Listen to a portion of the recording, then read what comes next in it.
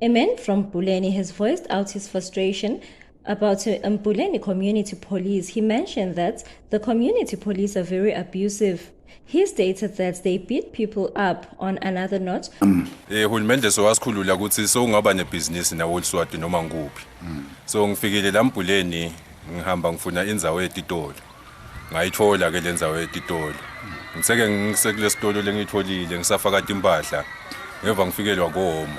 Ngasa sengiyothenga sinatho kulesinye sitolo lesiladudane nje nami ngeshaya kwemgwaco. Ngathi ngingena lesitolo ngatshelwa ukuthi angafanele ukuthi ngingene kule sitolo lesi. Ngathi ngiyabuta ukuthi yini izathu kwathiwa njengoba nawe sotovula sitolo lana sesiditha. Yabo ngako kungangeni. Ngathi ke ngisalalele lo muntu longitshela lokho kwaba nalomnye umngamo kani ula ngekhasi esitolo uliphoyisa lemango. Nangiva basho. Ngoba phela kude nalabagcoka kokhombisa ukuthi maphoyisa emango.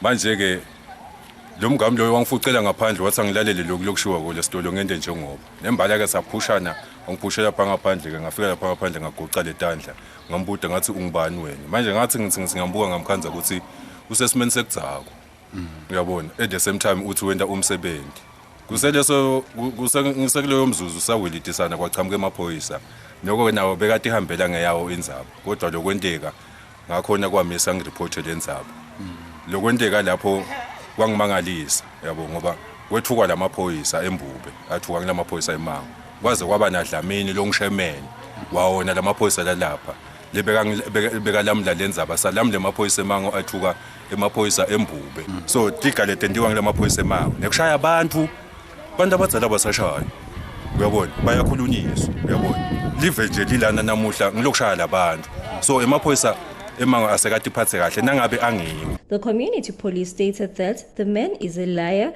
and a heavy dagger smoker. They even denied the fact that he even owns a business. Inkinga lo muntu omdzala lona ude liqiniso ubhema insango manje insango ayihambisani nekunto lephila njengoba nje akhuluma kanjena utawugcina athi asasikwatisa mhlawumbe sesigcina sesilahlekela similo sekuphila ngoba lo muntu ubhema insango manje insango ayihambisani kuphila vele yonke into yakhe kuthi bamkhani kakhona lemzamo bamqosha etitolo ufuna ukubhosa etitolo yena nje kana business akazabe nebusiness nje nale business akakhuluma ngayo yelindiya livulong lenye elindiya nayo lambonga ukuthi manje umcabanisa nebantu.